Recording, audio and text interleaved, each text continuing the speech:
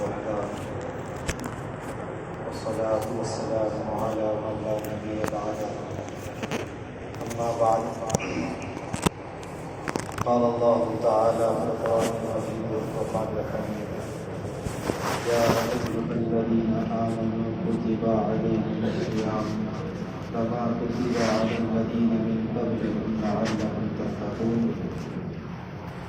وقال في مقام آخر والذين جاهدوا فينا لنهدينهم سبلنا. وقال في مقام آخر يا أيها الذين آمنوا كما آمن الناس. وقال النبي صلى الله عليه وسلم من رأى منكرا فليغيره بيده فإن لم يستطع فبلسانه فإن لم يستطع فبقلبه فهو ذلك ضعف الإيمان أو كما قال عليه الصلاة والسلام. میرے محترم بھائیوں بزرگوں دوستوں، سب سے پہلے تو میں آپ کو یہ بات عرض کر دوں کہ میں نے ابھی یہاں پر جو اشتہار دیکھا آج کے اس مجلس کا، اس اشتہار کی شریعت میں قطعاً کوئی گنجائش نہیں ہے. اگر یہ اشتہار میں پہلے دیکھ لیتا تو میں مجلس میں شریک ہی نہیں ہوتا، اس لیے کہ اللہ کے رسول صلی اللہ علیہ وسلم نے تصویر کے خلاف جتنی احادیث بیان کی ہے میں بیان نہیں کر سکتا. امام بخاری نے مستقل باب باندھا. سوشل میڈیا کا چلن ہے، ٹھیک ہے، ہمارے جذبات محبت یہ سب اپنی جگہ ہے، لیکن ہم اقوام باطل کی تقلید کر کر کبھی کامیاب نہیں ہو سکتے. میرا آپ سے رشتہ صرف اللہ اور اس کے رسول کی بنیاد پر ہے. مجھ کو آپ سے محبت، آپ کو مجھ سے محبت اللہ اور اس کے رسول کی بنیاد پر ہے. جس محبت میں اگر اللہ اور اس کا رسول ناراض ہو جائے تو محبت ہی کیا کام ہے.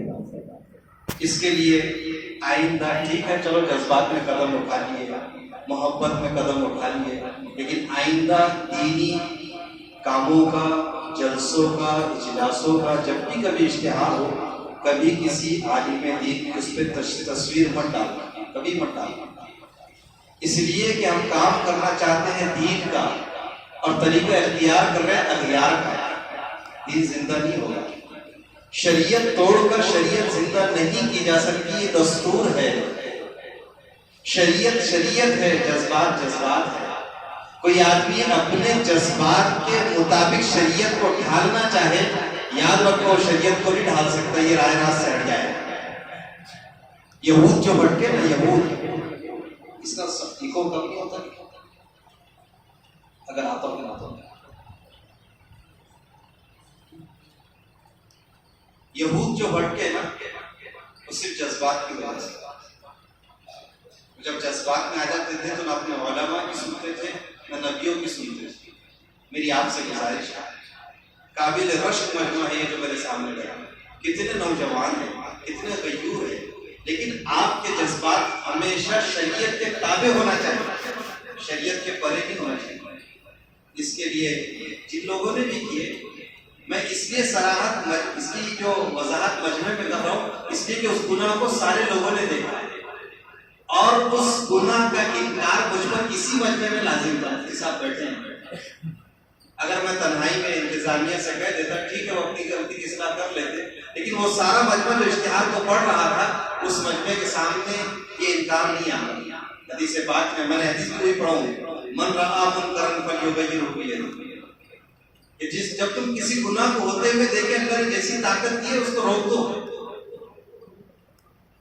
اس لیے ہم آئندہ جب بھی کوئی مجلس قائم کریں، دینی پروگرام رکھیں، اشتہارات کے اندر نام کی گنجائش تو ہو سکتی ہے، تصویر کی گنجائش ہرگز نہیں. بہرحال اس میں عنوان ڈالا گیا کہ اعمال رمضان. میرے بزرگوں، رمضان کے 17 روزے گزر گئے، 18 تراویح ہم نے پڑھنے. اگر میں اس مجمع میں سے پوچھوں تو اللہ ماشاءاللہ 2-4 لوگوں کے علاوہ شاید ہی ہاتھ ایسے اٹھیں گے جنہوں نے ابھی تک قرآن مکمل کر لیا. تھوڑے زیادہ ہو سکتے، دیندار مجمع ہے، آپ کی بستی کا تعارف دیندارانہ بستی. پورے علاقے میں آپ کہیں بھی جاؤ گے، یہاں تک کہ عالمی مرکز بنگلے والی مسجد حضرت نظام الدین کے اندر کارنجے کا تعارف اتنا زیادہ دیندار ہے کہ میں تصور بھی نہیں کر سکتا۔ میاں جی عبد الرحمان کے زبان پر کارنجا تھا، ڈائریکٹ کارنجا جماتے بھیجتے تھے۔ قرآن میں چند ہی مقام ایسے جس میں کارنجا شامل ہے کہ حضرت کے زبان پر نام تھا۔ مثال میں تھا اس وقت میں تو رخ بنتے بنتے کے بیٹھتا تھا میں حضرت کے پاس میں، تو ہر 2-4 دن میں کوئی جماعت آتی تھی میوات کی، تو بولے کارنجا، یو پی کی تو بولے کارنجا، تو بولے کہاں، تو بولے کارنجا لاڑ۔ میں نے بولا حضرت یہ کیسا؟ نہیں، بولے یہاں بہت دعوت کا کام اور دین کا کام، تو ہماری بستی دیندار ہے، یہاں کے لوگوں کا مزاج بھی دیندارانہ اور اطاعت اور تابعداری والا ہے۔ تو ایسے بستی میں ہونا یہ چاہیے تھا کہ ہمارے رمضان مبارک کا مہینہ مثال بنتا پورے عالم کے لیے، پورے علاقے کے لیے۔ ہمارے یہاں پر رمضان ایسے ہوتے کہ ہمارے یہاں پر رمضان مبارک کا اتنا اہتمام ہوتا عبادات کا، تلاوات کا، کہ مسجدیں اس کی گواہی پہ گواہی پیش کرنے۔ لیکن میں آپ کی بات تو نہیں کر رہا ہوں، لیکن ایک عام ماحول مسلمانوں کا، ہم نے رمضان کو ایک فیسٹیول کے روپ میں لیا، ایک تہوار کے روپ میں لیا۔ جیسے اور ہوتے ہیں ہمارے، ہم جس ملک میں رہتے ہیں ہم پر غلبہ ہندوانہ ہے۔ اس چیز کا غلبہ ہے، ہندوتو تہذیب کا غلبہ ہے۔ بہت ساری مثالیں میں آپ کو دے سکتا ہوں، اس میں ایک موٹی موٹی سیدھی سمجھ میں آنے والی بات کہ جو اجتماعی ایک چولہا ایک خاندان ہے، اس کا اسلام میں کہیں کانسیپٹ یہ ہے ہی نہیں، اس لیے کہ اسلام نے اصول بنایا کہ جب تک مرد عاقل، بالغ اور بیوی کی ضروریات کا بوجھ اٹھانے والا نہ بن جائے تب تک اس کا نکاح مت ہوگا۔ آپ معلوم کرو علماء سے مسائل کو کہ اگر بچہ بالغ ہو جائے، اس کی کیپیسٹی جب تک اتنی نہ ہو جائے کہ اس کے بیوی کا نان نفقہ، مکان ٹھکان اس کا برداشت نہ کر سکے، تب تک نکاح کی گنجائش نہیں۔ بلکہ بعض نکاح نے تو لکھا کہ آدمی بالغ ہو گیا، سب ہو گیا، لیکن اگر کمانے کی طاقت نہیں ہے، بیوی کے نان نفقے کی اور مکان کی طاقت نہیں ہے، اس کو روزے رکھو، شادی مت کرو۔ لیکن ہمارے یہاں پر میں ایک مثال بتا رہا ہوں، چونکہ ہم جس ملک میں رہتے ہیں وہاں کی تہذیب اثر کرتی ہے، تو ایسے ہی ابھی ہمارے دماغوں پر ایک بوجھ ہے۔ جیسے ابیار کے بھی کتنے فیسٹیول ہوتے، یہ نہیں گیا تو یہ نہیں گیا تو یہ، اور اسی میں چمک دمک اور یہ لائٹنگ اور یہ سارے شور گل، ایسے ہی مسلمانوں نے رمضان کو کرتے۔ اور پتہ ہے رونق کا نام کائے کو دیا؟ رمضان کی رونق، رحمتیں، بازاروں کی لائٹنگ، کھانے پینے کی دکانیں، چکا چوند مارکیٹ کو نعوذ باللہ مسلمانوں نے رحمت رمضان کا لقب دیا ہے۔ آپ دیکھو جتنے بڑے بڑے شہر ہوتے ہیں، ابھی سوشل میڈیا کا زمانہ ہے، سوشل میڈیا کا زمانہ ہے، چھوٹی چھوٹی ریلز بنا کر لوگ ڈالتے ہیں، اور جو ایسے مسلم اکثریت کے علاقے ہوتے ہیں وہاں کی ہوٹلوں کو شوٹ کیا جاتا ہے اور بہترین انداز سے ویڈیوگرافی کی جاتی ہے، اور رحمت رمضان کا اس پر جو ہے تو ٹائٹل لگا کر اس کو وائرل کیا جاتا ہے، اور یہ کانسیپٹ بس بھی رہا ہے۔ تو یہ رمضان نہیں ہے۔ رمضان کیا ہے؟ رمضان ہے اللہ کے لیے روزہ رکھ کر اللہ کو منانے کی کوششیں اور کاوش کرنا۔ اللہ تعالیٰ قرآن میں کہتے ہیں یا ایھا الذین آمنوا کتب علیکم الصیام کما کتب علی الذین من قبلکم لعلکم تتقون، لعلکم تتقون، کہ رمضان کا مہینہ مسلمانوں کو اس لیے ملا ہے شاید کہ وہ اللہ سے ڈرنے والے بن جائیں۔ کیا ہو جائے؟ اللہ تعالیٰ کیا کہتے ہیں لعلکم تتقون، شاید کہ تم اللہ سے ڈرنے والے بن جاؤ۔ کیسے؟ روزہ رکھ کر۔ ابھی ہم روزہ رکھ رہے ہیں، لیکن ہم نے کیا سمجھا؟ روزہ پیاسا اور بھوکا رہنے کا نام ہے۔ صبح میں سحری کر لو فجر سے پہلے، اور جو ہے تو فجر کی نماز پڑھو، اس کے بعد آرام کرو، اور دن بھر بھوکا پیاسا رہو، پھر جو ہے تو ہم پر کوئی قید نہیں۔ روزہ رکھنا آسان ہے، روزے کی حفاظت مشکل ہے، اسی لیے اللہ تعالیٰ کا لعلکم تتقون۔ رب تو کوئی بھی لیتا ہے، اور بھی لوگ اور بھی قومیں رکھتی ہیں۔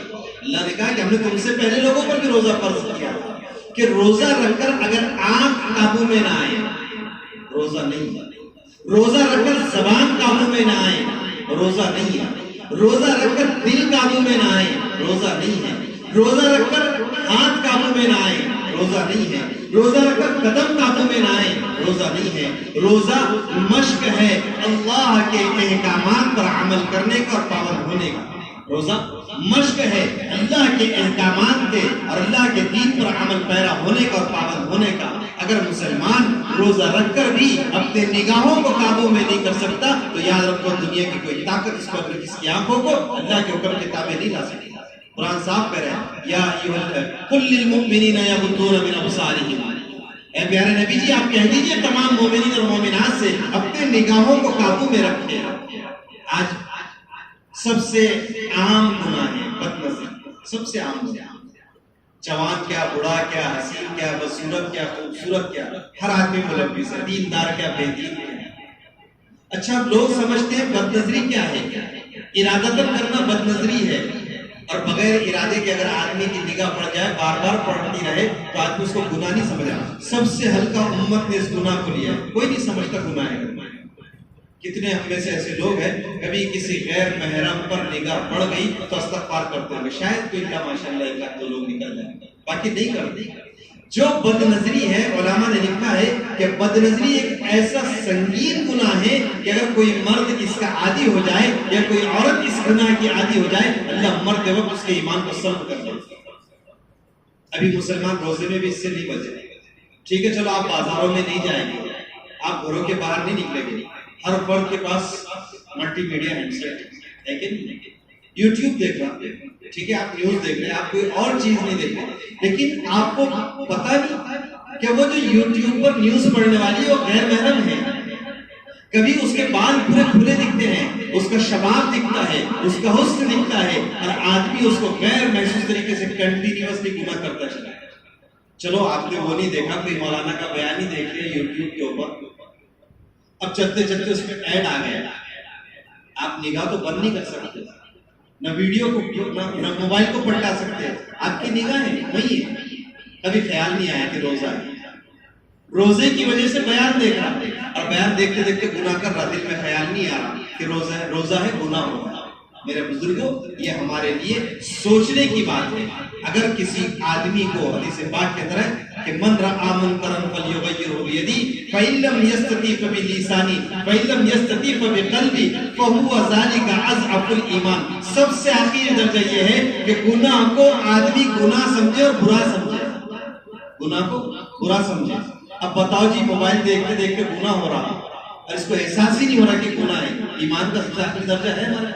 وہ جو آپ نے سنا ہوگا کہ ذرے کے برابر بھی اگر ایمان ہوگا اللہ اس دنیا سے 10 گنا بڑی جنت عطا کرے گا. تو جو ذرہ ہے نا ذرہ, وہ ذرہ یہ ہے کہ کسی گناہ کو دیکھے تو آدمی اس گناہ کے گناہ ہونے کو تصور کرے اور جو ہے تو اس کے گناہ ہونے کا اس کو احساس ہو. آج ہمارے درمیان سے چیزیں نکل گئی. ہم نے روزہ رکھا, ٹھیک ہے روزہ رکھ لیا ہم نے, میں زیادہ تر منکرات پر بیان کروں گا. ٹھیک ہے آپ نیک اعمال معاملات بہت سارے بزرگوں سے سنتے رہتے ہیں, لیکن بہت سارے گناہ سماج میں معاشرے میں اس قسم کے پنپ چکے ہیں کہ مسلمان ان کو گناہ نہیں سمجھتے. جیسے میں نے ایک بد نظری کا گناہ سمجھایا کہ بھئی ٹھیک ہے کسی نے عورت کو طاق لیا, غیر محرم کو طاق لیا, اس کو ہی گناہ سمجھتے ہیں. لیکن طاقنا گناہ نہیں ہے, طاقنا تو گناہ پر اور جو ہے تو جنجانا ہے اور جرت ہے گناہ کے اوپر. بلکہ چلتے چلتے نہیں. حضرت مولانا یوسف صاحب رحمۃ اللہ علیہ فرمایا کرتے تھے, حضرت کے ملفوظ میں ہے کہ ایک آدمی 40 دن اللہ کے راستے میں جائے. کتنے دن؟ 40 دن تکبیر اولیٰ کا اہتمام کرے, 40 دن تلاوت کرے, 40 دن تہجد کی نماز پڑھے اور اللہ کے راستے میں خوب روئے دھوئے, اور وہ 40 دن کے بعد جو ایمان کا نور اور عبادت کی حلاوت ملتی ہے وہ سارا کا سارا معیار, وہ سارا کا سارا ایمان, وہ ساری کی ساری حلاوت لذت ایک وقت کی غیر ارادتاً بد نظری سے ختم ہو جاتا ہے. اب بتاؤ جی ہم روزہ رکھ رہے, تلاوت کر رہے, بد نظری کر رہے, تو پھر کیا ہوگا؟ کیفیت باقی رہے گی. پھر ہماری شکایت مولانا کیا کرنا, نماز میں دل نہیں لگتا, وسوسے آتے ہیں. وسوسے نہیں آئیں گے تو کیا آئے گا؟ جب آدمی گناہوں کا عادی ہو جائے گا تو اسے وسوسے نہیں آئے گا تو کیا آئے گا؟ اس لیے اللہ نے مجھ کو آپ کو موقع دیا رمضان المبارک کا. اس مبارک مہینے کے اندر ہم جب روزہ رکھتے ہیں تو روزہ رکھنے سے زیادہ اس کی حفاظت کا اہتمام کیا جائے, روزے کو روزہ بنانے کا اہتمام کیا جائے, اور اس روزے کو اللہ کی بارگاہ میں مقبول بنانے کی کوشش کی جائے. اور مقبول ہونے کی علامت یہ ہے کہ اللہ کا خوف دل میں آ رہا ہو, لعلکم تتقون, شاید کہ تم ڈرنے والے اور اللہ کا خوف کھانے والے بن جائے. اب یہ ایک مزاج ہے, رمضان سے پہلے جب رمضان شروع ہوئے تھے تو سارے مسلمان تیاری میں لگے تھے رمضان کی. جس سے پوچھو, ارے بولے ہاں رمضان کی تیاری کرنا پڑتا. بولے کیا؟ بولے سارے کچن کے وہ ڈشز جو ہم نے سال بھر کبھی کھائے نہیں, کبھی سوچے نہیں, اب ایکسپیریمنٹ ہوگا, اس کا تجربہ ہوگا. پورا کچن سیٹ, گھروں میں ایک ماحول بنا ہے. عین عصر کی نماز ہوتی ہے, ہماری گھر کی خواتین کچن میں داخل ہوتی ہے. وہ جو سب سے زیادہ مقبولیت والی گھڑیاں تھی, وہ جو سب سے زیادہ مقبول ترین وقت تھا, جس کے بارے میں اللہ کا نبی کہتا ہے کہ افطار سے قبل روزہ دار کی دعائیں قبول ہوتی ہے. کہ مرد لگے ہیں بازاروں سے گھر کی طرف چلنے کے لیے, اور عورتیں لگی ہیں گھر میں افطاری بنانے کے لیے. کیا ہوا کہ سب کھانے اور کھلانے کے چکر میں رہ گئے, دعا کرنے والا کوئی. ہم جب چھوٹے چھوٹے تھے تو ہم دیکھتے تھے گھروں میں جو افطاری کی, پہلے تو اتنا سب کچھ تھا ہی نہیں, جو بھی ایک آدھا آئٹم گھروں میں بن جاتا ورنہ لوگ افطار میں کھانا کھایا کرتے ہیں. تو ساری گھر کی خواتین عصر سے پہلے سارے کام ہو جاتے تھے, عصر کے بعد ان کا مصلی رہتا اور قرآن کی تلاوت رہتا. میں نے میرے بچپن میں میری والدہ کو دیکھا, ہماری والدہ تقریباً 3 دن میں 4 دن میں قرآن ختم کرتا ہے. والد صاحب روز ختم کرتے ہیں, ابھی بھی ختم کرتے ہیں. تو ایک معمول تھا ان کا, عصر سے پہلے سارے کام, اور اکثر اوقات ان کے قرآن کی تلاوت میں گزرتے یا عبادت میں گزرتے تصویرات. اب اگر ماحول دیکھیں, میں میرے گھر کی بات کروں گا, ابھی کی مصروفات کا ماحول کیا ہے؟ نماز کا ٹائم ہوا, نماز پڑھی, تھوڑا بہت وقت ملا, تلاوت کر لی سحری سے فجر کے درمیان میں, اس کے بعد سارا ٹائم یا تو سونے میں جا رہا ہے, یا گھر کے کھانے کی تیاری میں جا رہا ہے, یا پھر موبائل میں جا رہا ہے. اس کے علاوہ اور کوئی ٹائم نہیں لگ رہا, عبادتیں کم ہونے کا. اس کا نتیجہ کیا ہوا؟ گھروں میں قرآن کی تلاوت کم ہوئی تو مسجدوں میں پڑھنے والے کم ہو گئے. پہلے گھر میں مستورات قرآن کی تلاوت کرتی تھی, اور اگر کوئی مرد مسجد گھر میں ہو جاتا اس کو بولتی جا مسجد میں جائیں, کیا تھوڑا سوتے ہوئے. پہلے کے لوگ, آج بھی جو صحیح ہوں گے نا پرانے بڈھے لوگ, وہ آج بھی کھولتے ہوئے جوانوں پر سونے پر. لیکن ہم کہاں چلے, ہم کس سمت میں چلے, ہم کیا تھے اور کیا ہو گئے. میرے بزرگوں, جس حالت میں آج امت مسلمہ اسلامی تصور کے ساتھ زندگی گزار رہی ہے, یاد رکھو ان حالات کے اندر کبھی بھی مسلمان دنیا میں قائد بن کر نہیں ابھر سکتا, دنیا کی رہبری اور قیادت نہیں کر سکتا. یہ دنیا میں ہمیشہ مظلوم ترین بن کر رہے ہیں. اس لیے کہ جو غیور لوگ ہوتے ہیں وہ سب سے پہلے اللہ کے حق کو ادا کرتے ہیں, بعد میں ساری مخلوق کے حقوق کو ادا کرتے ہیں. آج حالت یہ ہے, اللہ کے حق بھی مارے جا رہے ہیں, اللہ کی مخلوق کے حق بھی مارے جا رہے ہیں. نتیجہ کیا ہے؟ ہر آدمی بیزار. کیسا بیزار ہے؟ اولاد والدین سے بیزار. میں غلط بول رہا ہوں تو بولنا, تجزیہ کرنا. والدین اولاد سے بیزار, چھوٹا بڑے سے, بڑا چھوٹے سے, بیوی شوہر سے, شوہر بیوی سے, دیندار بے دین سے اور بے دین دیندار سے, ہر کوئی ایک دوسرے سے بیزار ہے. یہاں تک کہ ہم میں کا ہر ایک فرد اپنی زندگی سے بیزار ہے. یہ نتیجہ ہے بے دینی کا, یا پھر اپنی خواہشات کے دین پر چلنے کا.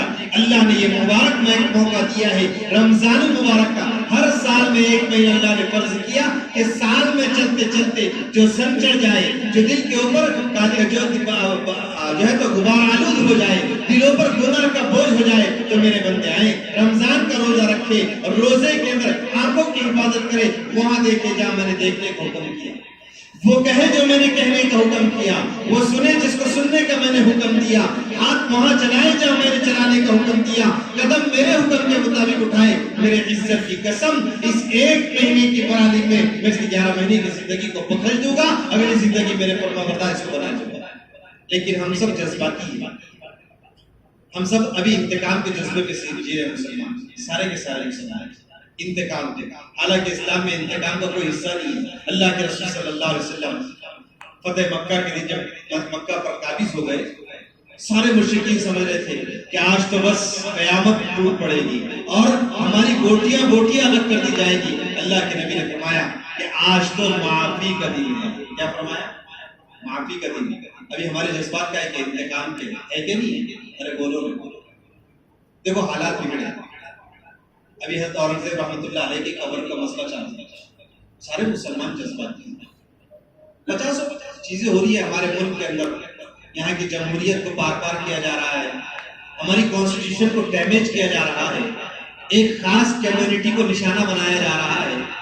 یہ سب ہونے کے باوجود میرا آپ کا رویہ ہونا کیا چاہیے تھا اور ہو کیا رہا ہے؟ ہم سب جذباتی ہیں، انتقام کی بات کرتے ہیں. آؤ اللہ کے رسول صلی اللہ علیہ وسلم کی زندگی کو دیکھتے ہیں. آپ کی من کی زندگی 13 سال مکہ المکرمہ کے اندر آپ صلی اللہ علیہ وسلم نے حالات میں، مشکلات میں اور مجاہدوں میں گزارے. 13 سال تک آپ کو ستایا گیا، آپ کو جو ہے تو تکالیف پر تکلیف دی گئی، بلکہ اتنی شدید تکلیف تھی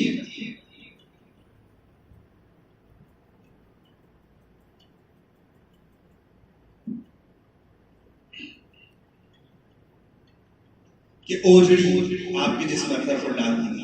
حضرت فاطمہ رضی اللہ تعالیٰ سکت سے باہر تھا، اوجڑی کو اٹھانا، جیسے تیسے کر کے ابا جان کے جسم اتھر سے اوجڑی کو ہٹایا اور رونے لگی، چمٹ گئی.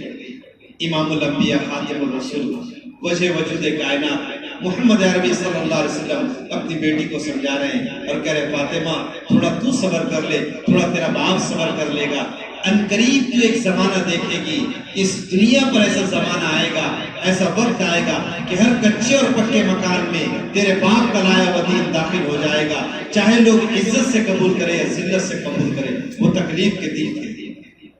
آج اس ملک میں جو حالات بنائے جا رہے ہیں وہ اسی لیے بنائے جا رہے ہیں کہ مسلمان پسماندہ ہو جائے، مسلمان احساس کمتری کا شکار ہو جائے، یا پھر انتقامی جذبے میں آ کر وہ ایمانی صوف کے ساتھ میں ہمارے ساتھ میدان آزما ہو جائے اور ہم ان سے شکست سے پاس دے دیں. باطل یہ چاہتا ہے. اسی لیے ساری کوششیں، ساری کاوشیں باوجود رمضان مبارک کے اب تو اسلامی ملک میں نہیں ہے، پڑوس کے ملک میں جہاں پر اسلامی حکومتیں ہیں، جیسے بینکیں ہمارے یہاں دیوالی پر سود کے اوپر آفر دیتی ہے، ایسے اسلامی ملکوں میں رمضان میں آفر دیے جاتے ہیں سود کے. یہ باطل کا نظام ہے تاکہ مسلمان رمضان کے اہتمام سے نکل کر، اعمال اور عبادات سے نکل کر رسومات اور روایات پر آ جائے. وہ ویسے اقدامات کرے جیسے اور باطل اقوام اپنے مذہب کے کسی تہوار کو، فیسٹیول کو انجوائے کرتے ہیں، سیلیبریٹ کرتے ہیں. مسلمان بھی اسی طرز پر ان عبادات کے مواقع کو سیلیبریٹ کرے اور جو ہے تو ان کو جو ہے تو انجوائے کرے. رمضان انجوائے کرنے کے لیے نہیں ہے، رمضان اپنے آپ کی تعمیر کے لیے ہے، اپنی ذات کے اپنے اندر تقوی کو پیدا کرنے کے لیے ہے، اللہ کے ذات عالی کے خوف کو پیدا کرنے کے لیے ہے، اللہ کے مرضی کے مطابق زندگی گزارنے کے لیے ہے. رمضان میں ہونا یہ چاہیے تھا ہم روزہ رکھ کر روزانہ قرآن پاک کی تلاوت کریں، ٹارگیٹ لے کر. ابھی تو عالم یہ ہے کہ تراویح میں بھی مسلمان شارٹ کٹ والے مقامات کو ڈھونڈتا ہے. بولے بھی کہاں جلدی ہوتی، فاسٹ ہوتی. اللہ مفتی صاحب کو جزائے خیر دے، بہت اچھا قرآن پڑھا ہے ماشاءاللہ. اور ایسا ہی ہونا چاہیے تراویح کے اندر. ہمارے یہاں تو سب 120 کی رفتار میں گاڑیاں چلتی ہیں اور بس یہاں کا وہاں کہاں پڑھ رہا، کدھر چھوڑ رہا، کسی کو خبر نہیں. اور ہمیں بھی پرواہ نہیں، پڑھنے والے بھی پیچھے لگ جاتے ہیں امام صاحب کے. ارے بولے آج بہت ٹائم ہو گیا، بولے 10 منٹ لیٹ ہو گئے. امام صاحب کی سوچ سے جلد، اب ان کو بھی جلدی چھوڑنا، تو ان کو کہا کو لیٹ کرتے، پھر جہاں جیسا دل میں آیا ویسا پڑھے. اچھا نہیں میرے بزرگوں، ہم رمضان کو ایز اے فیسٹیول نہیں بنائیں، ہم اس کو ایسے سیلیبریٹ نہ کریں جیسے اور لوگ سیلیبریٹ کرتے ہیں. بس سیلیبریٹ کر سکتے ہیں لیکن کس کے ساتھ؟ اللہ کے ساتھ میں سیلیبریٹ کرو. اپنا زیادہ تر وقت اللہ تعالیٰ کے ساتھ گزارو، اللہ کے گھر میں گزارو، قرآن پاک کی تلاوت میں گزارو. رمضان میں جو بہت زیادہ کثرت سے کرنے والے اعمال ہیں وہ روزے کے ساتھ میں نمازوں کا اہتمام اور قرآن پاک کی تلاوت، اللہ کے راستے میں خرچ کرنے کا اہتمام. ایک چیز تو عجیب ہے، کیا باطل نے محنت کیا. پچھلے 1446 سال میں باطل کی ایسی بے نظیر محنت نہیں ملتی. آپ کو معلوم ہے اسلامک فائنینشیل ایئر کون سا ہے؟ فائنینشیل ایئر سمجھتے ہوں گے، جو بیپاری لوگ ہیں وہ جانتے ہوں گے. 1 اپریل جو دنیا نے رواج چلایا ہے، 1 اپریل سے سارے آڈٹ، جتنے بھی گورنمنٹ کے آڈٹ ہے، کمپنیز کے آڈٹ ہے، اپنا جو پرسنل انکم ٹیکس ریٹرن جو ہوتے ہیں وہ سب ان کو سب 1 اپریل سے پہلے بھر دینا پڑتا ہے اور 1 اپریل سے نیا حساب کتاب چالو ہوتا ہے. مسلمانوں کا فائنینشیل ایئر رمضان المبارک کا مہینہ تھا. مسلمان رمضان کے مبارک مہینے میں سال بھر کے کاروبار، سال بھر کی تجارت، سال بھر کے ہونے والے نفع کا حساب کتاب کرتا تھا اور زکات نکالتا تھا. ابھی دنیا نے کیا کیا؟ پوری دنیا میں آپ کہیں بھی چل جاؤ، فائنینشیل جیسے نیا سال عیسوی 1 جنوری سے شروع ہوتا ہے، ایسے ہی ساری دنیا میں فائنینشیل ایئر 1 اپریل سے شروع ہوتا ہے. یعنی آپ جو بھی معاملات کریں گے تو 1 اپریل 2025 سے لے کر 31 مارچ 2026 تک آپ کا سال شمار کیا جائے گا فائنینشیل ایئر. ایسے ہی مسلمانوں کا فائنینشیل ایئر تھا، اکنامیکل ایئر تھا رمضان مبارک کا مہینہ. ابھی ہمارے پاس میں لوگ زکات بھی جو نکالتے ہیں رمضان میں الرٹ، بہت کم لوگ ایسے ہیں جو باقاعدہ پورے حساب کتاب کے ساتھ زکات دیتے. حالانکہ زکات تو حساب کتاب کر کر نکالنا چاہیے. ہے کتنی؟ صرف 2.5%. اس سے زیادہ ٹیکس تو ہم کہاں بھر دے رہے؟ جی ایس ٹی کے نام پر. ارے بھر رہے کہ نہیں بھر رہے؟ گاڑی نکال رہے اس کا ٹیکس پتہ نہیں 50 ٹیکس ہم بھر رہے ہیں. جو الیکٹرک بل آپ پیڈ کرتے ہیں اس پہ کئی قسم کے ٹیکس آتے ہیں. بل تو چھوٹا ہوتا ہے، ٹیکسیشن کتنا ہوتا ہے؟ اللہ تعالیٰ نے ٹیکس کا نظام بنایا، زکات کا نظام بنایا. زکات کیوں ہے؟ زکات اس لیے ہے کہ ہمارے سماج میں رواداری قائم ہو، ناانصافی و ظلم کا خاتمہ ہو، غربت کا خاتمہ ہو، فقر فاقے کا خاتمہ ہو، اور ایک مسلمان ایک فائنینشیل مضبوط طاقت بن کر دنیا میں ابھرے جس کا آج فقدان نظر آتا ہے. وجہ کیا ہے؟ مسلمان زکات پوری نکالتا نہیں اور دوش کس کو دیتا؟ ارے بولو نا، بیچارے مدارس والے ہے کہ نہیں؟ کتنی سوشل میڈیا پر تحریرات چلتی، ارے غریبوں کا، ارے ایسا. میرے بھائیوں، اگر ہم نے سب زکات نکالتی ہے، ایک تو عجیب مسئلہ ہے مسلمانوں کا. غریب تو ایسا سمجھتا ہے جو 200-500 روپے روز کماتا ہے، جس کے پاس رہنے کے لیے خود کا مکان نہیں ہے، وہ کرائے کے مکان میں رہتا ہے، چھوٹی موٹی آمدنی ہے، حالانکہ اس کے پاس سونا ہے گھر پہ 50-60-70 ہزار لاکھ روپے کا، لیکن اس کے باوجود بھی اپنے آپ کو غریب سمجھتا ہے. اور وہ یہ سمجھتا ہے کہ مال اللہ کے دین پر لگانا میرے ذمہ ہے ہی نہیں. یہ غریبوں کا تصور بن گیا. اس میں قصور ہمارے جیسے لوگوں کا بھی ہے، دیندار لوگوں کا، سمجھدار لوگوں کا، کہ جب مال کا تقاضا آتا ہے تو مالداروں پر اور دوسرے تقاضے آتے ہیں تو غریبوں پر. تب غریب بڑھ گئے کائے میں، جان لگانے میں، مال بڑھ گئے مالدار بڑھ گئے مال لگانے میں. حالانکہ اسلام کا کانسیپٹ نہیں ہے. اللہ کے رسول صلی اللہ علیہ وسلم نے ایک مرتبہ ایک اعلان لگایا، اللہ اس کے رسول کے دین کو تمہارے مال کی ضرورت ہے. سارے صحابہ آئے، مال لے کر آئے. حضرت ابوبکر صدیق رضی اللہ تعالیٰ نے سب کچھ لا کر نشاور کر دیا. حضرت عمر نے آدھا لایا، آدھا چھوڑ کر آئے. ایک صحابی غالباً عمرو بن جموح رضی اللہ تعالیٰ، یا ابو عقیل میں نام بول رہا ہوں صحابی کا، مخالف سن سے معذور تھے اور پاس میں کچھ نہیں تھا. دل میں داعیہ پیدا ہوا کہ آج اللہ کے نبی نے اعلان لگایا ہے اور اللہ کے دین کے لیے تجھے مال لگانا ہے، تیرے پاس کچھ نہیں ہے. ایک یہودی کے کھیت میں جا کر پہنچے اور کہا کہ بھئی تیرے پاس کچھ کام ہے؟ میں مزدوری کرنے کے لیے تیار ہوں. اس نے کہا کہ میرے پاس تو کوئی کام نہیں ہے، ہاں اگر تم باغیچے کو پانی دے سکتے ہو تو دے دو. لیکن وہ تو معذور تھے. کہا کہ ٹھیک ہے میں دے دوں گا. کہا کنواں، کہا مجھے کنواں بتا دے اور ڈول اور رسی دے اور رسی میرے ہاتھ میں تھما دے اور کہا کہ کنویں کے منڈیر پر مجھے لے جا کر بٹھا دے. اس یہودی نے بٹھایا، رسی اور ڈول ہاتھ میں تھمایا.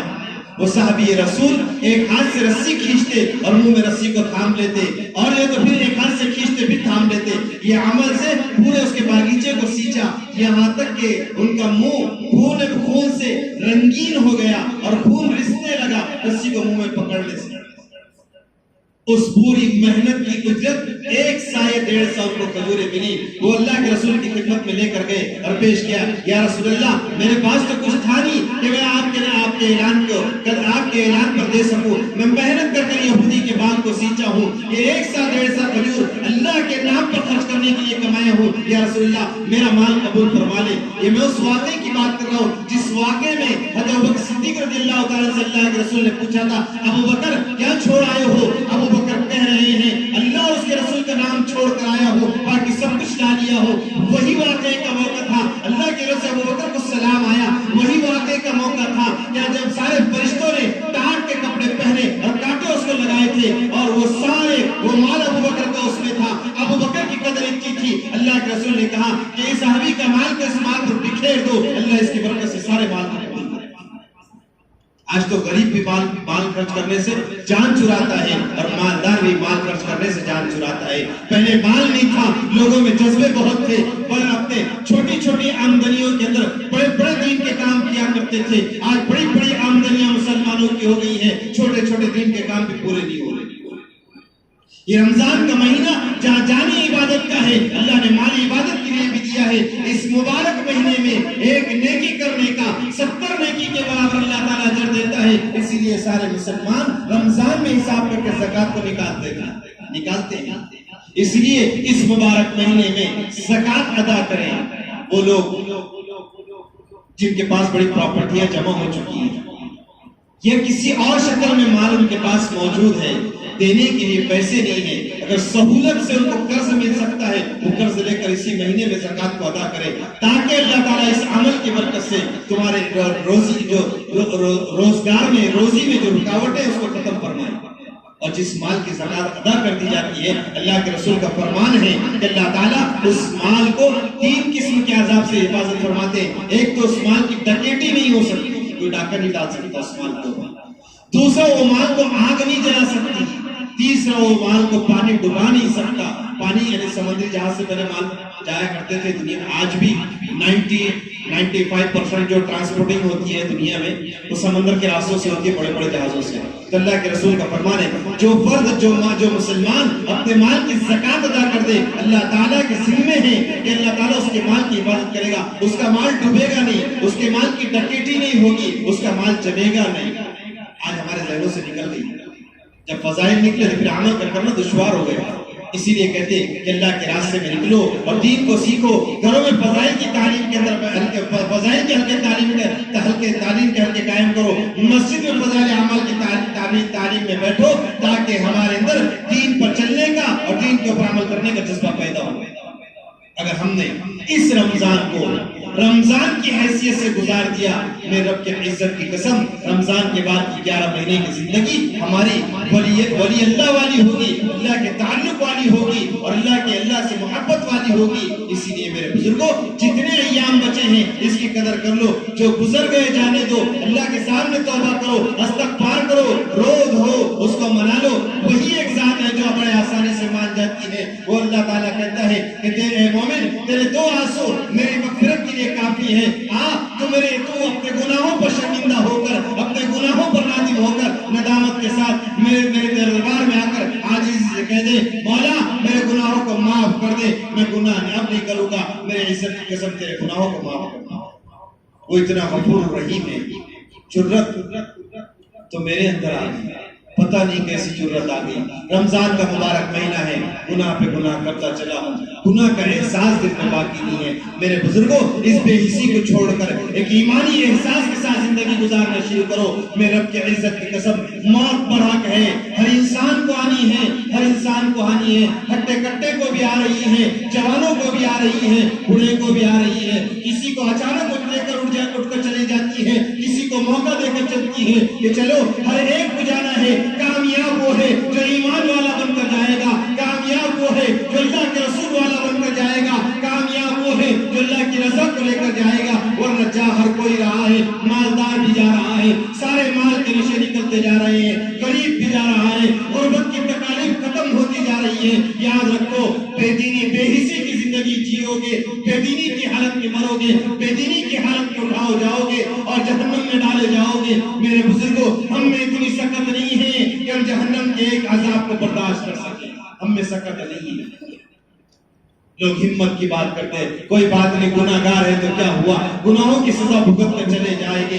میرے بزرگوں, آج امت مسلمہ کے مرنے والوں کا آپ تجزیہ کر لینا, 70% سے زیادہ مسلمان بغیر ایمان کے اس دنیا سے چلے, بغیر ایمان کے اس دنیا سے چلے. کوئی دنیا کرتے ہوئے جا رہا ہے, کوئی نشے کی حالت میں جا رہا ہے, کوئی زنا کی حالت میں جا رہا ہے, کوئی اور حالت میں چلا ہے اور گناہوں کی حالت میں اور نحوستوں کی حالت میں چلے ہیں، میرے بزرگوں مرنے کے بعد کیا ہوگا؟ نہ اولاد ساتھ آئے گی، نہ والدین ساتھ آئے گے، نہ حویلیاں ساتھ آئے گی۔ میرے رب کی عزت کی قسم، وہ کال کوٹریاں میری قبر کے اندر میں پڑا ہوگا، میرے اعمال ہوگے، قرآن پڑھا ہوگا، سفارش کرے گا، نماز اہتمام والی، اللہ والی اور رسول آداب والی پڑھا ہوگا، سنتوں کی رعایت والی پڑھا ہوگا، نماز دفاع کرے گی۔ ورنہ میرے بزرگوں یہی قرآن جہنم میں ڈھکیلے گا، یہی نماز جہنم میں ڈھکیلے گی، یہی اللہ کے نام پہ خرچ کرنا جہنم میں ڈھکیلے گا۔ 3 لوگ آتے ہیں، حدیث پاک میں ہے سب سے پہلے جن جہنم میں ڈالا جائے گا 3 لوگ ہیں۔ ایک وہ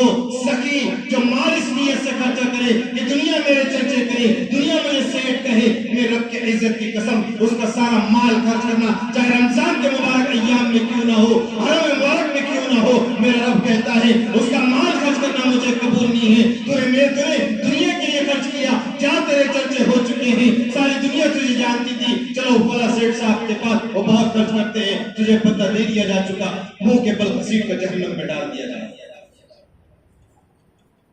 ایک عالم دین کو جس نے علم تو سیکھا ہوگا عزت نفس کے لیے، شہرت کے لیے، اپنی انا کے لیے، اور جب ساری دنیا میں اس بات کو کہے، اس بات کے لیے کہ میرے نام کا ڈھنڈورا پیٹا جائے، سب سے بڑے عالم صاحب، سب سے بڑے مولوی صاحب، سب سے بڑے مفسر، سب سے بڑے محدث میں کہلاؤں، دنیا کہلا دے گی، کل قیامت میں کہے گا، اللہ کہے گا اور میرے بندے تو کہہ رہا تھا جہاں ساری دنیا تجھے بڑے عالم کے نام سے جانتی تھی، آج تیرا ٹھکانہ جہنم میں۔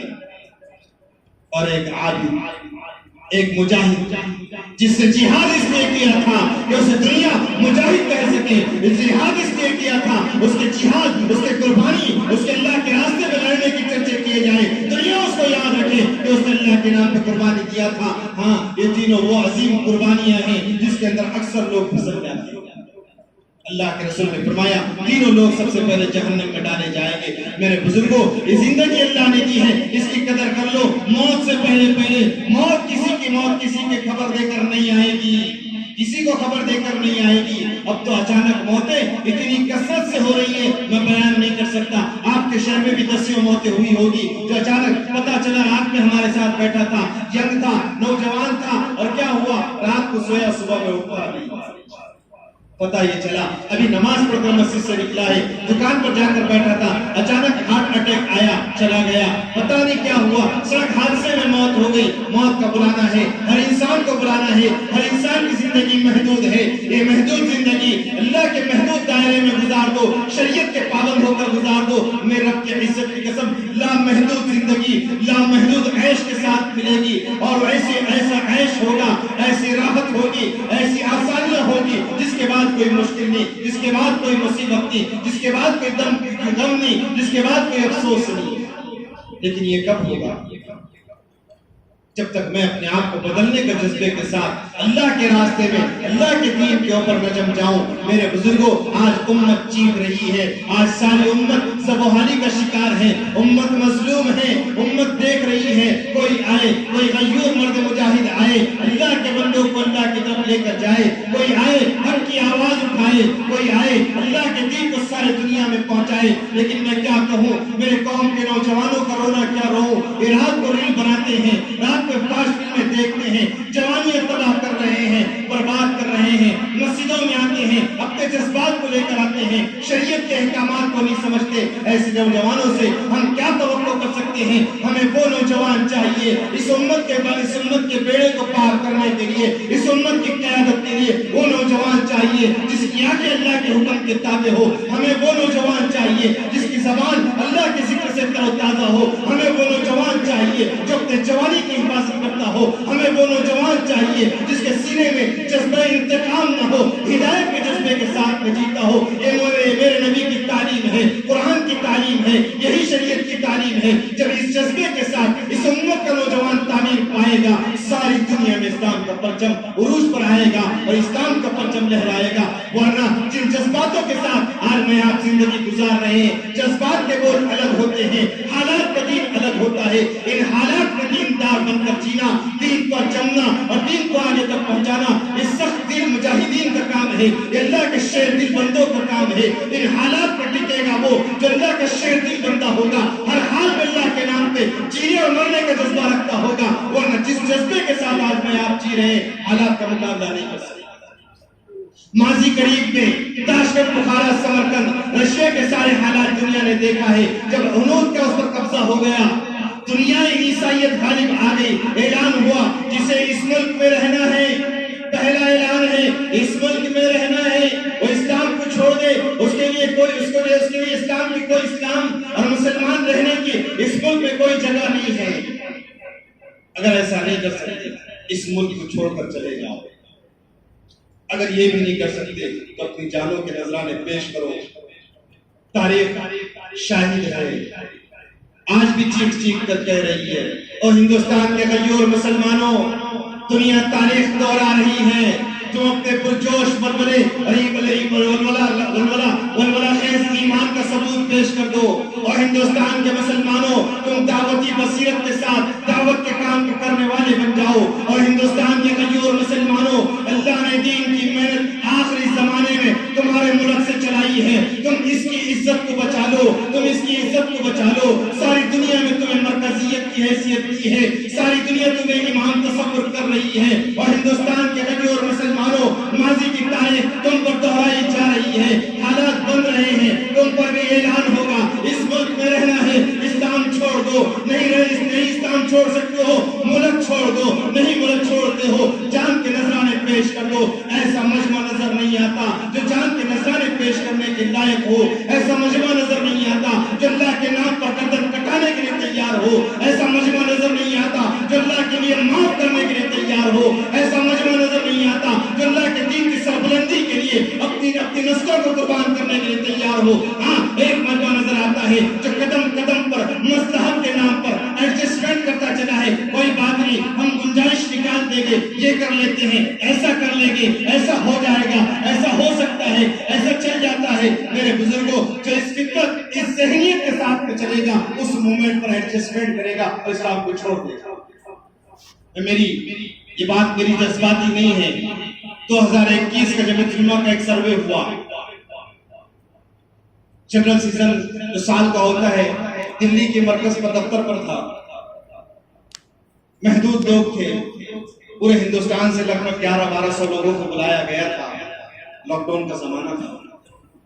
حضرت نے روتے ہوئے اس رپورٹ کو پڑھا اور حضرت کہہ رہے تھے کہ اس ملک کا 70% مسلمان راشن کارڈ پر اسلام چھوڑ سکتا ہے، آدھار کارڈ پر اسلام چھوڑ سکتا ہے، اپنے شناختی کارڈ پر اسلام چھوڑ سکتا ہے۔ آپ کیا سمجھ رہے ہیں برتھ سرٹیفکیٹ کیوں لازمی کیا جا رہا ہے؟ ڈاکومنٹیشن کیوں؟ جب مومن چار چوبند ہوتا ہے۔ عجیب بات ہے، مسلمانوں سارے دستور، ساری دنیا میں نظام اور سارا نصاب مسلمانوں نے دیا، ٹائم مینجمنٹ اسلام نے دیا، سارا نظام اسلام نے دیا، اور مسلمان اس نظام سے بیگانہ ہو گئے۔ آپ جانتے ہو شاپیٹ ایک لائسنس بنتا ہے، جو دکاندار ہے وہ جانتے ہو، کسی بھی چیز کی آپ دنیا میں کہیں بھی چلے جاؤ آپ کو شاپیٹ لائسنس لینا پڑے گا۔ کس نے دنیا میں متعارف کرایا اس لائسنس؟ معلوم ہے کسی نے؟ ارے معلوم ہے کیا؟ کسی کو معلوم نہیں۔ دنیا میں سب سے پہلا شاپیٹ لائسنس جاری کرنے والی شخصیت امیر المومنین سید عمر بن خطاب رضی اللہ تعالیٰ عنہ، سب سے پہلا شاپیٹ۔ مدینہ منورہ میں آپ جب خلیفہ بنے، مسجد نبی میں ہلکا لگائے، ہلکے لگتے تھے، جیسے دعوت کے ذریعے سے کہا جا رہا ہے کہ 2.5 گھنٹے دو، کیوں دو؟ اسی لیے کہ صحیح دین سمجھ میں آئے، دین کی اصل کی طرف مسلمان آئے۔ عمر بن خطاب رضی اللہ تعالیٰ مدینہ کے بازار میں گشت لگاتے اور ایک ایک تاجر سے پوچھتے کہ تو تجارت کے مسائل کو جانتا ہے؟ اگر کہتا ہے کہ جانتا ہے تو ٹھیک ہے، تو اسے وہاں پر لیٹر بنا کر دیا جاتا تھا کہ بھئی ٹھیک ہے، یہ سرٹیفائیڈ ہے، یہ اوکے ہے۔ اور جسے اگر مسائل معلوم نہیں ہوتے تجارت کے، اس کی دکان کو بند کر دیا جاتا اس وقت تک جب تک تو مسائل سیکھ کر نہیں آئے گا تجارت۔ شاپیٹ وہاں سے شروع۔ پولیس ڈپارٹمنٹ جو ہے سب سے پہلے عمر بن خطاب رضی اللہ تعالیٰ عنہ۔ جوڈیشری عدالتوں کا نظام سب سے پہلے عمر بن خطاب رضی اللہ تعالیٰ عنہ، اس سے پہلے اس کا کوئی کانسیپٹ نہیں تھا۔ اور ہم مسلمان ہو کر ہم کہاں پر ہیں؟ ڈاکومنٹیشن کا کیا حال ہے؟ اس لیے میرے بزرگوں، ایمان مومن کی علامت یہ ہے کہ حضرت عمر رضی اللہ عنہ کا قول ہے کہ مومن کی فراست سے ڈرو، مومن کی فراست سے ڈرو۔ اسی لیے دنیا جو ڈرتی ہے نا، آج بھی اگر کوئی عمر نام کا آدمی دنیا میں ابھر جائے مسلمانوں کی قیادت کے لیے تیار ہو جائے. 1446 سال ہو چکے ہیں, آج بھی اس مرد خلندر کے نام سے دنیا چلتی ہے. آج بھی افغانستان میں ملا عمر جس وقت قیادت کر رہے تھے, ایک اس وقت کے اس زمانے کے یہودیوں کے بہت بڑے لیڈر نے کہا تھا کہ ہم نہیں چاہتے کہ مسلمانوں میں کوئی اور عمر پیدا ہو اور ہمیں خیبر کے جیسے شکست کا سامنا کرنا پڑے. افسوس مسلمان خیبر کو بھول گئے, وہ آج تک نہیں بھولے. آج بھی دیکھو جتنے ان کے پروٹیسٹ ہوتے ہیں وہ خیبر کو لے کر چلتے ہیں کہ ہم خیبر نہیں بھولے. مسلمان بھول گیا. کیوں بھولا؟ اس لیے کہ دین, اسلام, قرآن, حدیث, شریعت اس سے کوئی واسطہ نہیں ہے. ہم تو بس جو چل رہا ہے ضد ہر ایک ضد میں. مکانوں کی ہوڑ لگی ہے مسلمانوں کی, کپڑوں کی ہوڑ لگی ہے, سواریوں کی ہوڑ لگی ہے. وہ اتنا کما رہا ہے کہ دیکھا اس سے بڑا مکان قرضے لے کر, لون لے کر, 10 لاکھ کی اوقات نہیں 20 لاکھ کا لون لیتا ہے.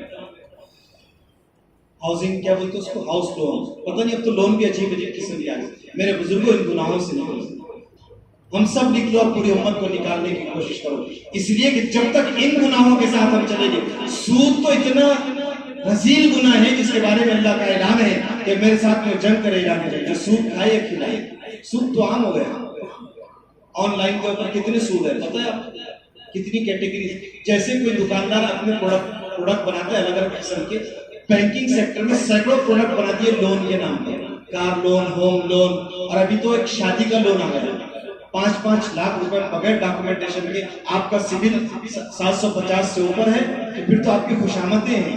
اور ہمارا نوجوان بھی پے دریر حلال سمجھ کر بولتا جب تو کیا ہو رہا ہے, اتنے لوگ تو کر رہے ہیں, کیا کر نہیں سکتے. میرے بزرگوں, دنیا چاہے کچھ بھی کرے, ہم دنیا کی روش اس کے نقش قدم پر چلنے کے لیے نہیں ہے بلکہ دنیا کو اپنے پیچھے چلانے کے لیے کریں گے. سب کے سب یہ رمضان کا مہینہ, مبارک مہینہ, ہم تمام کو تمام تر گناہوں سے توبہ کرنے کے لیے اور اس پورے مہینے کے اندر اللہ کے دین کے مطابق زندگی گزارنے کے لیے اور اللہ کو راضی کرنے کے لیے ہم کو موقع ملا ہے. روزہ رکھ رہے ہیں تو روزے کی حفاظت بھی کریں, گھروں میں مستورات کو بھی قرآن کی تلاوت کا اور جو ہے تو تلقین کرے, محبت سے, پیار سے. اس کا مطلب یہ نہیں کہ بھئی اب تو کیا بولے گئی تو قرآن پڑھے گی بولے, کیا بولے سوتے رہوں گا. ایسا نہیں چلتا. ہم بھی قرآن پڑھے, ان کو بھی قرآن پڑھنے لگا ہے. ہم بھی, اور گھر میں افطاری کے وقت میں خاص طور سے اگر ہو سکتا ہے آسانی کے ساتھ, ٹھیک ہے, افطاری بھی لمیٹیڈ کرنا چاہیے. روزہ اصل میں تھا نفس کو مارنے کے لیے, کیا کہ بھوکا رہنے سے, پیاسا رہنے سے نفس مرتا ہے. لیکن ابھی الٹا ہو گیا, جتنا نفس رمضان میں موٹا ہوتا ہے اتنا سال بھر کبھی نہیں ہوتا. آپ دیکھو خواہشہ, پتہ نہیں آپ کے شہر کا, آپ کی بستی کا کیا حال ہے.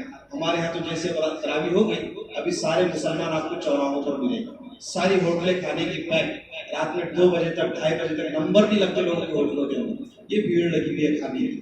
اتنا ایک عام مسلمان بھی اتنا رمضان میں کھاتا ہے جتنا سال بھر کبھی نہیں کھاتا. ہر قسم کی ڈش, بھلے ٹیسٹنگ کے نام پر لے کرے وہ کرے. پہلے افطاری میں مختصر سا ہوتا تھا, ابھی تو غریب سے غریب کی افطاری میں 200-300 روپے کی ہوتی ہے, غریب سے غریب کی افطاری.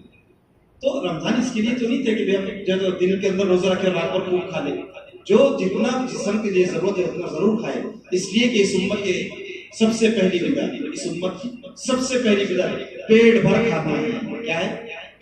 ارے بولو, اللہ کے رسول صلی اللہ علیہ وسلم نے زندگی میں کبھی پیٹ بھر کھانا نہیں. امی عائشہ رضی اللہ تعالیٰ فرماتی تھی کہ 2-3 چاند ہمارے گھر پر ایسے گزر جاتے کہ ہمارے گھر میں چولہا نہیں جلتا.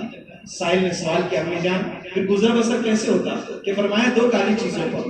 کہ 2 کالی چیزیں؟ کہ ہاں 2 کالی چیزیں. کہ کیا تھی؟ فرمایا کہ کھجور اور پانی. سائل نے کہا امی جان کھجور تو سمجھ میں آتی ہے کالی ہوتی ہے, لیکن پانی کیسے کالا؟ امی جان فرماتی تھی کہ ہم بھوکے رہنے کی وجہ سے ہماری آنکھوں میں اندھیری آ جاتی تھی جس کی وجہ سے چیز کالی نظر آتی. ابھی بھی آپ میں جن لوگوں کو اندھیری آتی ہوگی ان لوگوں کو دیکھنا کوئی بھی چیز کالی نظر آتی ہوگی. اور ہمارا کیا حال ہے, اتنا کھاتے کہ اس کو حد نہیں. افطار کے اندر اتنا کھا لیں گے, تراویح پڑھنا مشکل ہے. تراویح پڑھے تو پھر 4 کھڑے رہ کر 2 بیٹھ کر. اور اب تو ایک عجیب مسئلہ شروع ہو گیا, 4 6 8 کیا نہیں بولے, اب تو جس کے دل میں جتنے آپ پڑھا کے چلا اور رکھے آپ کیا نہیں ہوتا ہوگا, لیکن ایسا جہاں زیادہ پڑھے لکھے لوگ ہو گئے تو. اور دیکھو یہ بھی ایک عجیب بات ہے, بات ختم کر رہا تھا لیکن ایک عنوان پر میں بول دوں تھوڑا سا. الحاد بہت بڑھ رہا ہے مسلمان. الحاد سمجھتے کس کو؟ الحاد کہتے ہیں لامصداقیت، خدا کے انکار، اللہ کی ذات عالی کے انکار. یہ انکار کیسا ہے؟ جتنے ہائی پروفائل لوگ جو ہے نا، جو بچے بہت پڑھ لکھ کر اپنے سافٹ ویئر میں آئی ٹی سیکٹر میں خاص طور سے جو بچے جاتے ہیں، یہ ایمان پر باقی، اسلام پر باقی نہیں رہتی. آپ ان کا تجزیہ کر دیا، یہ ٹھیک ہے ماحول میں آگے تو نماز پڑھ لیں گے، ورنہ نمازوں سے، روزوں سے اور تلاوت سے ان کو کوئی تعلق نہیں. وہ تو سیدھا سیدھا جو ہے تو اللہ کی ذات کا انکار کرتے ہیں. کچھ نہیں، دنیا سب آٹومیٹکلی ہے. سائنس وہ نہ سائنس کو کہتے ہیں، وہ عجیب ہی الحاد ہے. اور نام مسلمان سب اپنے جیسے، اپنے بیچ میں رہی. میں ہمارے یہاں کی کارگزاری سنا رہا ہوں اکولے کی شہر کی. ایک پروفیسر صاحب ہے، ان کا لڑکا تھا بہت صحیح، اس بچے کا نام بھی ابا نے رکھے، بہت مطیع فرما بردار، اور ابھی بھی ہے، ایسے نہیں کہ والدین کا بہت فرما بردار ہے. لیکن وہ امریکہ میں اور 2-3 ملکوں میں سے جاب کیا، نوکری کرا، بہت پڑھا لکھا. اس نے مطلب ایسا عام مسلمانوں کے ماحول میں رکھے نہیں، اس کے ماں باپ نے اس کو پہلے سے پڑھا ایک دم نازک رکھنا، گھروں میں قید کر کے رکھنا، اچھی ٹیوشنز میں پڑھانا، بڑے بڑے لوگوں کا ماحول دینا، بڑے شہروں پونے میں رہنا، ممبئی میں رہنا، حیدرآباد میں رہنا. پھر باہر ملکوں میں سفر کر کر آیا. لاک ڈاؤن میں جب یہاں پر آیا تو اس کو کمپنی لگ بھگ 2-2.5 لاکھ روپے کچھ مہینہ ہے اس کی سیلری، اور گھر بیٹھے کام ہے. تو گھر میں بیٹھا. اب پہلے لاک ڈاؤن تھا تو ماں باپ بھی سمجھ رہے کہ لاک ڈاؤن اس کی وجہ سے نماز کی مسجدیں بند ہے، نہیں جانا ہوگا. جمعہ بھی کبھی ایسا پڑھ لیتا تھا، ابا نے بولے تو چلے گیا، نہیں تو نہیں. لاک ڈاؤن کے بعد میں یہ ہوا کہ وہ نہ نماز کو جاتا تھا نہ جمعے کو جاتا تھا، گھر میں رہتا تھا. ایک دن اس کے امی نے بولے بیٹا 3 دن سے ہو گئے تم نے جمعہ نہیں پڑھا. ارے امی بولے نماز میں کیا رکھا ہوا ہے، اللہ تعالیٰ تھوڑی ہے. اس کی ماں کے پیروں کی زمین نکل. اس کے بعد میں بہت کوشش کی ابا سے ملاقات کرنے کی. خیر ابا سے اس کی ملاقات ہوئی، سفر میں تھے، یہ تھے، میرے پاس میں آئے. بولے پہلے فون لگایا، مولانا کہاں پر ہے؟ میں دکان پر ہوں. آئے تو انہوں نے مجھے کارگزاری سنایا، میرے بیٹے کا کچھ سمجھ میں نہیں آیا، ایسا ایسے باتیں کرنا، ایسے ملا رہی ہے تو وہ اچھی چیز نہیں ہے. چلو پھر میں بیٹھ کر اس کے بعد 1-1.5 گھنٹے تک کے بیٹھے، سمجھائے، اس سے بات چیت کیا، کچھ علمی حقائق اور دلائل کی روشنی میں اس سے بات چیت کی، اس کو سمجھائے کرے. کہا کہ ٹھیک ہے مولانا، میں ابھی تک ایسے سمجھ رہا تھا، میں نے یہ کتابوں کا مطالعہ کیا، ان کا مطالعہ کیا. پھر میں نے اسے کچھ اپنی کتابیں بتایا، کچھ اپنے اکادرین کی. بہرحال 1-1.5 گھنٹے کی ملاقات میں نتیجہ کچھ خاص نہیں تھا. پھر اور 15 دن کے بعد میں اس کے گھر پر گیا، اس کو والد صاحب کو فون لگایا. البتہ کہنے کا مقصد یہ ہے کہ 2-3 بار میں اس کے ساتھ بیٹھا، کوئی خاطر خواہ نتیجہ نہیں آیا. پھر اس کے بعد میں نے ایک بڑے مفتی صاحب سے رابطہ کرا، پھر ان سے کچھ کتابیں اور لیا مزید، اور جو ہے تو پھر وہ کتابیں اس کو دیا. تو اس کے بعد لگ بھگ 6-8 مہینے کے بعد میں پھر وہ واپس مسجد میں آنا شروع ہوا. تو میرے بزرگوں، بولنے کی بات یہ ہے کہ اپنی اولادوں اور اپنی نسل کی اگر ہم نے صحیح تربیت نہیں کرے تو یہ کبھی بھی اپنے ہاتھ سے نکل سکتی ہے. ہم مطمئن رہیں گے کہ کیا ہو رہا. ایک تو ہے ابتداء، مرتد ہو جانا، ڈائریکٹ اسلام چھوڑ دینا، یا اور کسی فتنے کا شکار ہو جانا، اس کو جو ہے تو فتنے کو قبول کر لینا. لیکن ایک ہے الحاد. ارتداد سمجھ میں آ جاتا ہے، الحاد سمجھ میں نہیں آتا. ارتداد سمجھ میں آ جاتا ہے، الحاد سمجھ میں نہیں آتا. اس لیے اپنی نسلوں کی ایمانی تربیت کرو، اور ایمانی تربیت کے لیے بہترین راستہ دعوت تبلیغ کی محنت کریں گے. سب کے سارا مجمع اللہ کے راستے میں جائے. 3 دن کس کے لگے ابھی تک رمضان میں تشکیل نہیں کر رہا ہوں، پوچھ رہا ہوں صرف. ماشاءاللہ بہت بڑا مجمع بھی باقی ہے جس کے 3 دن ابھی تک نہیں لگے. دیکھو رمضان کی قدردانی تو اصل یہی تھی کہ ہم پورا مہینہ اللہ کی عبادت کریں. تو جن کے نہیں لگے کوئی بات نہیں، ابھی بھی تقریباً 12-13 دن باقی ہے. کم از کم ایک بار 3 دن اللہ کے راستے میں ضرور لگ جائے. لگائیں گے سب کے، اور اخیر عشرہ اعتکاف میں لگائیں گے. ضرورت یہ ہے کہ بھئی پورے محلے میں سے ایک آدمی بیٹھ جائے تو اس کا کفایہ ختم ہو جاتا ہے. بعض جگہ میں نے دیکھا ہوں شہروں میں لوگ نہیں بیٹھتے، تو کچھ لوگ ان کے خرچ اخراجات اٹھاتے ہیں کہ ٹھیک ہے آپ 10 دن اعتکاف میں بیٹھ جاؤ، ہم آپ کے ٹفن کا کھانے پینے کا انتظام کر دیں گے، تاکہ ایک جو کفایہ ہے وہ ہمارے پاس سے نکل جائے. لیکن ہم سب رمضان میں عشرے کے آخر عشرے کا، اگر گھر میں 3-4 بالغ مرد ہے تو ایک اللہ کے گھر میں بیٹھ جائے، آخر عشرے میں اعتکاف کرے. یہ اللہ کے رسول کی سنت ہے، اور سنت بھی ایسی ہے کہ جس کو ہمیشہ اللہ کے رسول نے عمل کیا. ہم بھی عمل کریں انشاءاللہ فائدہ ہوگا. کریں گے سب کے. رمضان کا مبارک مہینہ ہے، زکوٰۃ کو گن کر نکالیں، صدقات بھی خوب خرچ کریں. یہ نہیں کہ بھئی ابھی ایک ایسا بھی ہے کہ بھئی آپ پر قرضہ زیادہ ہو گیا، خرچ کرنے سے ڈرتا ہے. کوئی بات نہیں، آپ کے اوپر اگر قرضہ بہت ہو گیا، جہاں آپ اپنے فیملی کا روٹین کا خرچ برداشت کر رہے ہیں، اسی خرچ کو یا تو کم کر دے یا اس خرچ کی کم از کم آدھا اللہ کے راستے میں روزانہ خرچ کرتا رہے، روزانہ خرچ کریں اللہ کے نام پر۔ یہ ایسا ضروری نہیں ہے کہ بھی خرچ کرنا ہے تو کوئی مانگنے والا ہمارے پاس آئے گا، اپنے آس پاس پڑوس کے اندر خود تلاش کریں ایسے مستحق لوگ جن کے گھروں میں افطاری نہیں ہوتی، سحری نہیں ہوتی، عید کا انتظام نہیں ہے، حالات بہت خراب ہے، فائنینشیل کنڈیشن پورے ملک کی خراب ہے اور مسلمانوں کی بھی خراب ہے، اس لیے ہم سب اس کی فکر کریں گے سب کے ساتھ۔ زکوٰۃ جب بھی نکالیں آپ سب سے پہلے اپنے رشتہ داروں کو تلاش کریں۔ زکوٰۃ ان کو نہیں چلتی جن سے آپ پیدا ہوئے، یعنی ماں باپ، دادا دادی، نانا نانی، ان کو نہیں چلتی جو آپ سے پیدا ہوئے، جیسے آپ کے بچے، آپ کی اولاد، ناتا نواسی، پوتا پاتی، ان کو زکوٰۃ نہیں چلتی۔ ایک بیوی کی شوہر کو، شوہر کی بیوی کو نہیں چلتی۔ آپ کے گھر، آپ کے خاندان کے اندر اگر آپ 2 بھائی 4 بھائی ہیں، ایک خاندان ہے، کاروبار سب کے الگ الگ ہے، آپ کو اللہ نے نوازا ہے، ایک بھائی آپ کا مستحق ہے، تو آپ کی زکوٰۃ کا حقدار پہلے آپ کا بھائی، پہلے آپ کا بھائی، اس کے بعد سارے لوگ۔ پھر یتیم ہیں، مسکین ہیں، ہمارے محلے میں، اطراف میں کتنے لوگ ایسے بچے رہتے ہیں جن کے والد کا انتقال ہو گیا، والدہ کا انتقال ہو گیا، تو ہم ان کی کفالت لے لیں ان کی اپنی زندگی میں، پھر جو اللہ نے دیا ہے اس کا۔ اور سب سے بڑا، آج کا سب سے بڑا اہم تقاضا مدارس ہے، مدارس کو نظر انداز نہ کرنا، اس لیے کہ مدارس کو نظر انداز اگر آپ نے کر دیے، آپ کی نسلوں کے ایمان کی حفاظت کا کوئی ذمہ دار نہیں، کوئی ذمہ دار نہیں۔ دعوت تبلیغ خود مدارس کی دیتے ہیں، اگر دارالعلوم دیوبند نہ ہوتا، حضرت شیخ الاسلام نہ ہوتے، تو حضرت جماعہ الیاس اور قدم اللہ برکتہ وہ بھی نہ ہوتا۔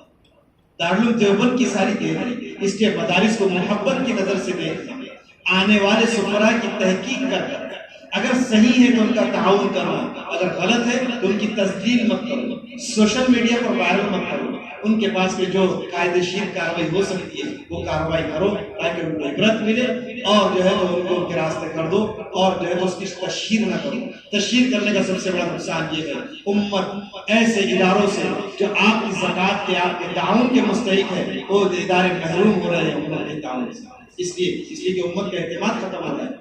اس لیے ہم سب یہ کوشش کریں انشاءاللہ کہ جتنے رمضان بچے ہیں، اللہ نے ہم کو ہمت طاقت دی ہے، 3 دن ضرور اور اللہ کے راستے میں لگائے، زکوٰۃ نکالے، تو مدارس کا سب سے پہلے اپنے بستی کے مدرسے کا سب سے پہلا ہے آپ کے بستی کے مدرسے میں، آپ اس میں اپنی زکوٰۃ دیں۔ اس کے باوجود آپ کے پاس زکوٰۃ کی بہت دمسم رقم ہے، ٹھیک ہے، آپ جہاں جہاں تقسیم کر سکتے ہیں کریں، اپنے علاقے کے، ادارے کے فیض کے اعتبار سے، اس کے استفادے کے اعتبار سے، اور یہ ضروری نہیں ہے کہ زکوٰۃ فرض ہے تو زکوٰۃ دینا، اللہ کے نام پہ ویسے بھی خرچ کر سکتے ہیں۔ میں نے کہا غریب لوگ تو یہ تصور کر بیٹھے ہیں کہ ان کو زکوٰۃ صدقہ کو دینا ہی نہیں، بلکہ غریب کے مال کی عجیب تاثیر ہے۔ میں نے بتایا نا صحابی کا واقعہ، جیسا ابوبکر صدیق کا مال بھی ان کے مال کے طفیل اللہ نے قبول ہے، اس جذبے کے ساتھ، بلکہ آپ جب کمائی پر جاتے ہو اس نیت کے ساتھ جاؤ کہ اللہ جو بھی مجھے منافع دے گا میں کچھ نہ کچھ تیرے راستے پہ خرچ کروں گا انشاءاللہ، تو اللہ روزی میں برکت دے گا۔ جب جذبات نیک ہوگے،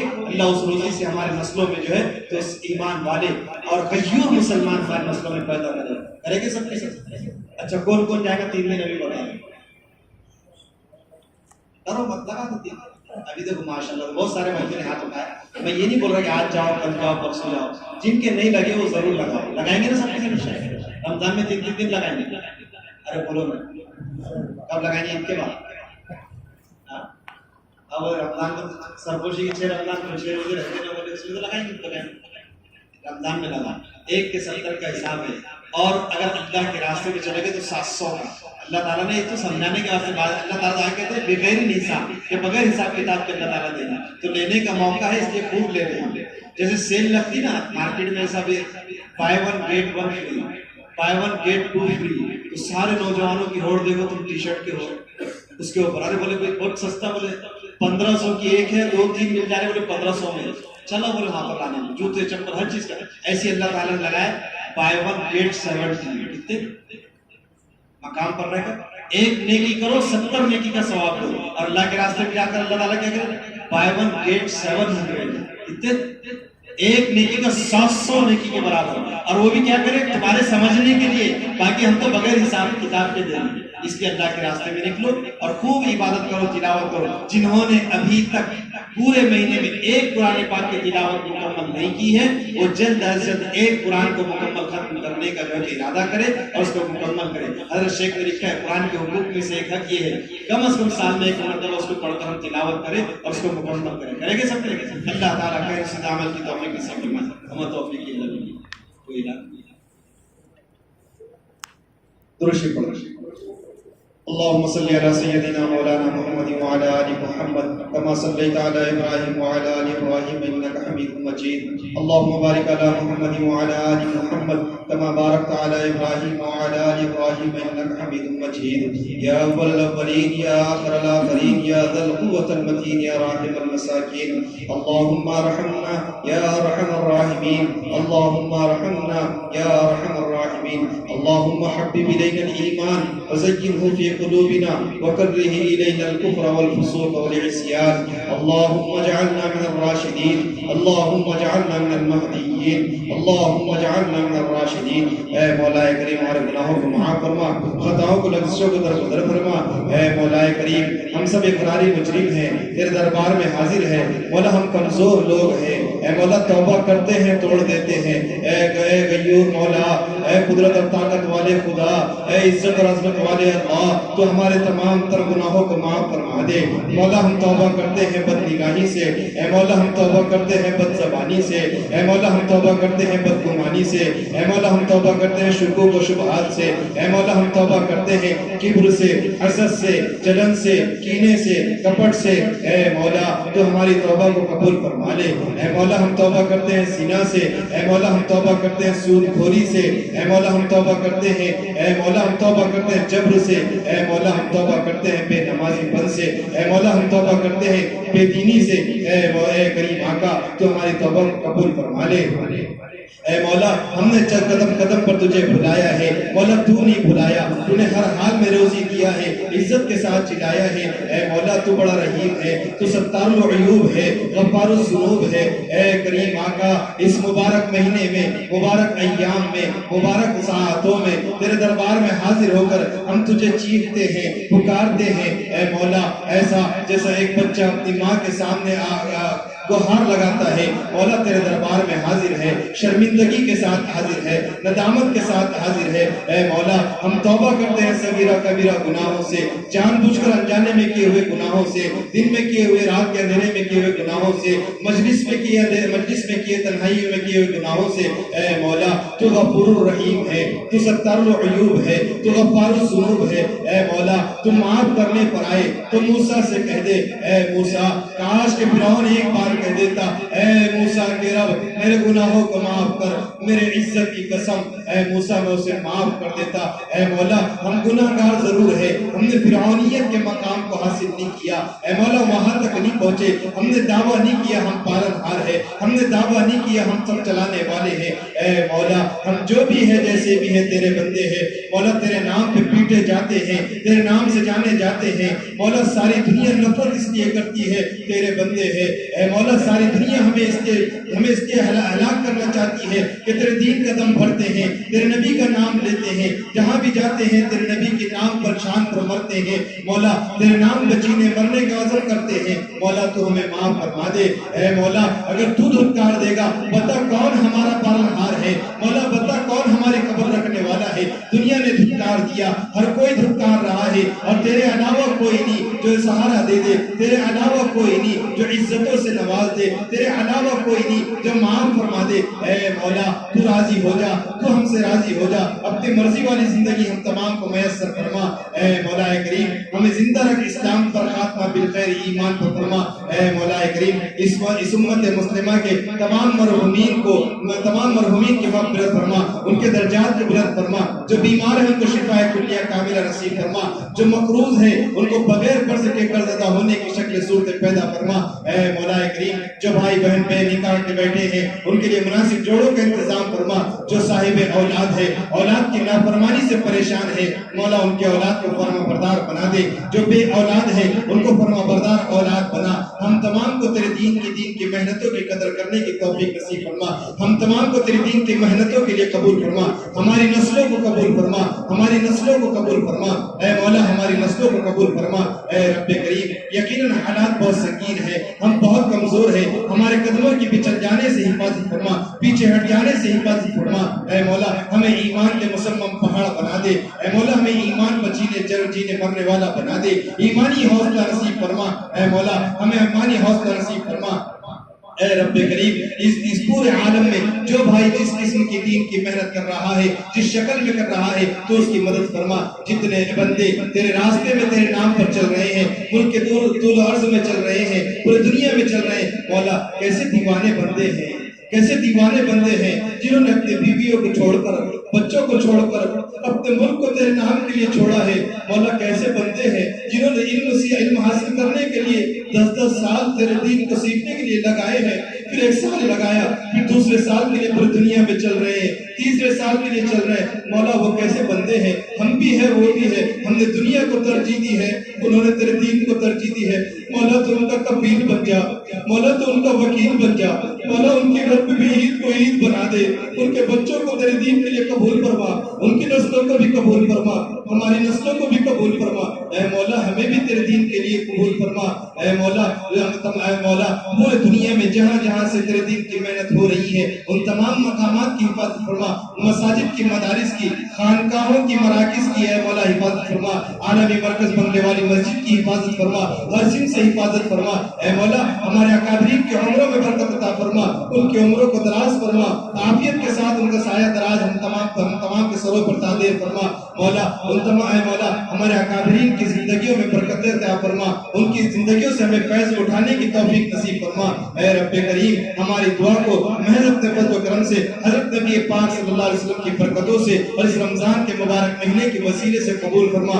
جزا اللہ عنا محمد ما هو اهله صلی اللہ علیہ وسلم۔ سبحان ربک رب العزة عما یصفون وسلام علی المرسلین والحمد للہ رب العالمین۔